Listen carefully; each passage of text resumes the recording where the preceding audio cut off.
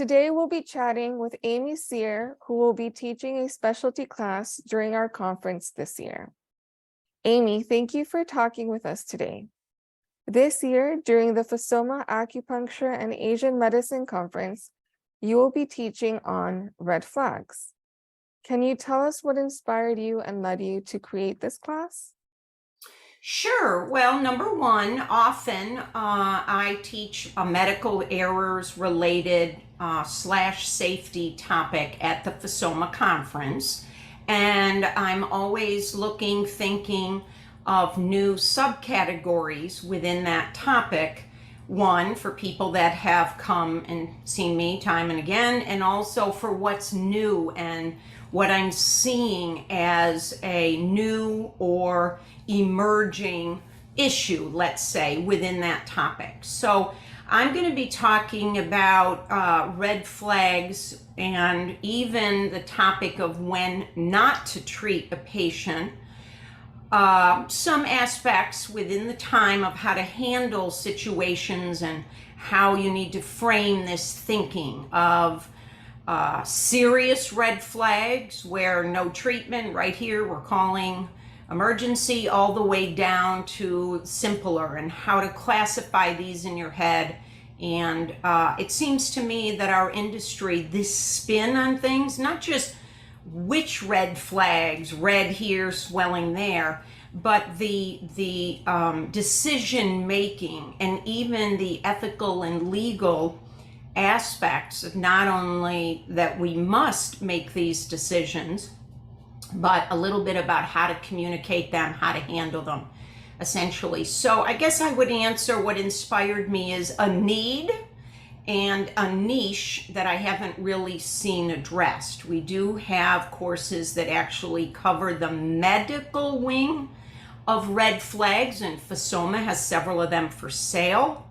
But I wanted to present the whys, whats, and the almost like intellectual classification and empowerment that it is not wrong to not treat someone under certain circumstances, and also how to spot things and how to communicate it, how to document it. So essentially, I guess I would say that's my inspiration for the topic and the actual parts I'm going to present. Wonderful, very interesting. And what is the clinical application of this class?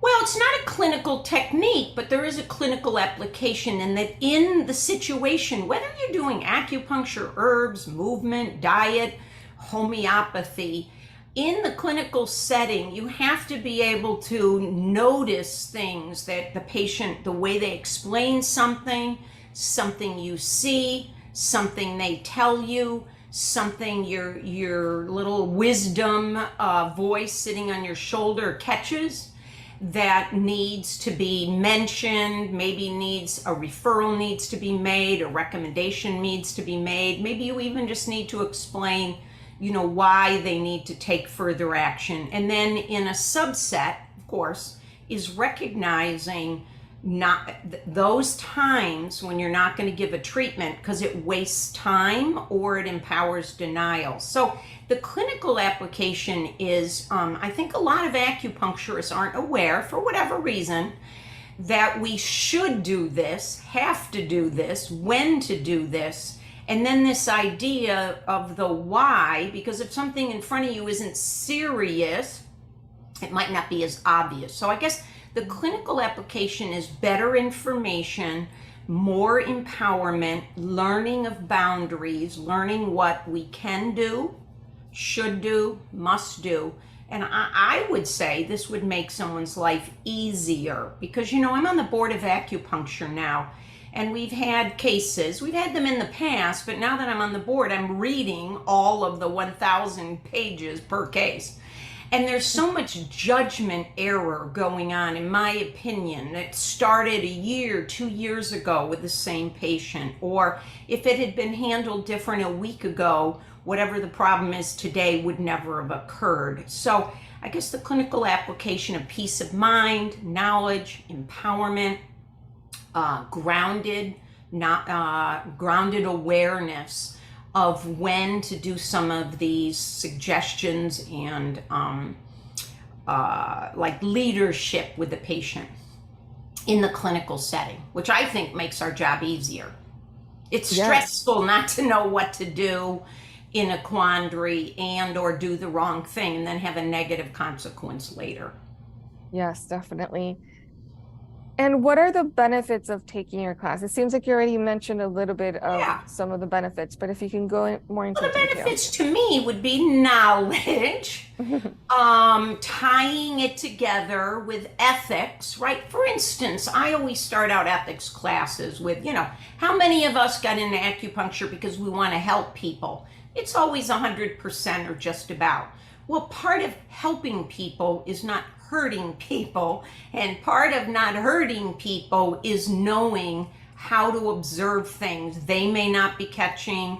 Maybe someone else told them, but they're underestimating it, and we can provide just a slightly different description, or we can like nurture them to take an action that someone else and us thinks they should. So I guess I would say, tools, skills, more grounded awareness, possible language and how to communicate things, and just knowledge that we can and should at times be aware of it. And I guess what I didn't say before that fits in all of this is Florida is a state that classifies acupuncture as primary care. And one of the key elements of primary care is doing more than just a treatment, being aware of their overall full top to bottom health, diagnoses, medications, allergies, and being able to spot things and mention it and tell them they need care more than just acupuncture. So I guess that's another benefit if it brings us into better compliance, which also another benefit is reduced risk of a lawsuit. In the case of a lawsuit, it's more likely to fall apart if you did things correctly, including setting boundaries and saying what you're not going to do sometimes. And also, if a lawsuit or a case with the Board of Acupuncture, which we call discipline, or an ethics violation with the NCCN, more likely it works out in your favor when you're empowered with this knowledge. So that's an extra benefit. Peace of mind. Yeah, and also seems like it builds more confidence. Yes, Right? I would say so. Sure. And this is applicable of new practitioners, but it's just as applicable. We've got all kinds of violations going on with people licensed 10 and 15 years. And it's either they never were taught this, maybe they were taught it, but not in framework. Maybe they forgot it. Maybe they've lost track of it. Maybe it hasn't been reminded over the years. And you know me, anyone listening that knows me, my goal anyway, is to be simple, straightforward, break it down, step by step by step, category by category. This is not going to be some, elusive, esoteric thing that we don't know how to apply, or it won't answer our quandaries that we've already had or future ones. Right. And can you share with us your professional history? Well, sure. I have a long one. I mean, of course, I'm licensed here in Florida since 1997. I'm on my third school of teaching in our industry since the year 2000. I teach at two schools right now. I teach every once in a while for the Academy of Five Element Acupuncture in Gainesville. I teach every week, several courses year round here at the school in Fort Lauderdale, Atlantic Institute, which is right around the corner from where the conference is going to be. I'm currently on the Florida Board of Acupuncture. I've been on innumerable NCCAOM panels and committees over the year. I was president of Fsoma at a very originally tumultuous, but I would say transitional, empowering period where Fsoma reinvented itself. And it's just doing fabulous. So I was president from 2004 to 2005. 2010. And I'm right now a full-time employee serving as an acupuncturist, doing some of the other Asian medical modalities as an employee at the Memorial Healthcare System, which is a multi-hospital, multi-facility hospital system in Broward County, right here where the conference is going to be. So this is in my hometown. And of course, I'm a longtime Fsoma devotee and volunteer. I hope that hits on and I've been doing continuing education courses since 2000 and really have kind of inadvertently dialed in deep on laws, rules, ethics, safety, and the role of documentation in all of these. That's my specialty in the last 8 or 10 years. Wonderful. And Yeah. could you share with us a personal case where this knowledge came into play? Well, I've actually had a lot of them. I had one woman who came in as a new patient, and on the phone, she said she had neuropathy, which at the time, 100% of my patients were dealing with cancer of some type at some point in their journey, and neuropathy is common. And so, when I went out to the waiting room to get her, the way she stood up and walked towards me and down the hall, I knew right away it wasn't neuropathy. And of course, it wasn't like I had some medical sophistication or something, but it just was obvious. It didn't fit the way people walk. And then this question, that question, I suspected, we could discuss why did you suspect it, but that's not important here. She might have a deep vein thrombosis, okay? And so asked a few questions, not time to explain here. I did have the luxury of working in a multidisciplinary office with medical oncologists, so I was able to go down the hall to either her oncologist or another one. And as soon as I described what I saw and sensed before the doctor even saw the patient, she, immediately jumped on the staff to start calling in what's called a stat Doppler ultrasound, which is the test to see if someone has this.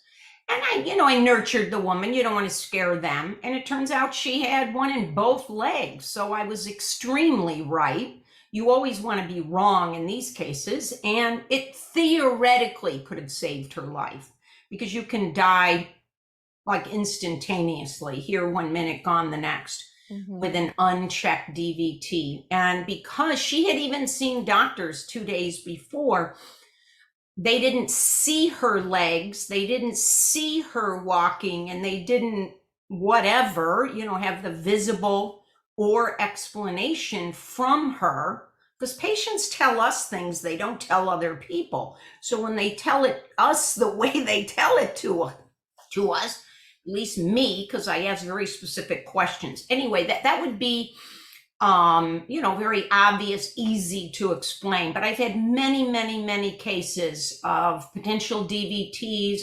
exacerbations of cancer. One woman, I suspected cellulitis, same thing. That woman, I spent an hour and a half talking her in to going to the emergency room. She'd say yes, then she'd say no. So I talk her through each of her doubts. And yes, I had to send another patient home in order to do this. Normally doesn't take that long. Turns out, yes, she had cellulitis in one or both of her lower legs. Same thing. Cellulitis is something that can go systemic and, become sepsis and become a big deal. And both of these, if you catch them early, are treatable. So those are both kind of extreme, but they're exemplary examples. And then, of course, all kinds of little things. And I've had both of those cases, I didn't treat the patient at all. That falls under when to not treat. I had a situation under me in the school clinic, the school down in Kendall, when I oversaw the clinic. Same thing, just something I sensed. No, we're not going to keep doing acupuncture. You're getting worse. This could be serious. And it turned out he was HIV positive and had, of course, I just thought of I forgot the name, but a toxoplasmosis. So essentially he had an extreme blood-based that also, probably not within hours, maybe not within a day, but he might have lived through 4 weeks if he had left it unattended. So those are the more like right here, right now, kind of severe. I'm going to be talking at the conference about even simpler things and ranking them. Okay? Wow, that's amazing. I gave you 3 cases. Yeah, and I'm sure. I mean, every one of you folks have probably had 1 or 2 of these. Maybe the intense ones are easier to wrap our head around, but there's even smaller situations where you say, I don't like the look of this. When was last time you saw any medical person? Oh, it's been 3 weeks. Well, it's time for you. And then we're going to discuss. They just go to their primary. You're going to send them to urgent care. You're going to send them to their cardio. Any number of things, and it should be self-evident. But many of these discipline cases where you have a catastrophe here, which triggers the discipline, and then I read the history of this clinician treating, and I see the signs months before, or their medical records are so inadequate, you have no idea what took place in those visits. That's Right. another sliver of what I'm going to talk about is this has to be documented. Wow, amazing. Thank you, Amy, You're for welcome. sharing I look all of forward to this. seeing you all there. Anyone that's a friend of mine, I'll be running around doing AV. Once the AV set up, then I settle in for each session. But I look forward to seeing everybody at the conference, and especially Sunday afternoon. Yes, we are so lucky that you're going to be teaching this class. This is a Well, thanks for must-take asking me. class. Yeah. Thanks for asking me. So as a reminder for everyone, Amy Sears will be teaching on Sunday, August 27th at 1:30. This class at 1. Thank you. This class is being offered live in Fort Lauderdale Beach, Florida, and it falls under the CEU category of medical errors for a total of 3 CEU credits, and also earns 3 PDAs for the required category of safety for NCC AOM. Also remember, this is a renewal year, and we all need 2 medical error hours for our license renewal here in Florida. Thank you again, Amy, for chatting with us today, and we will see you all at conference.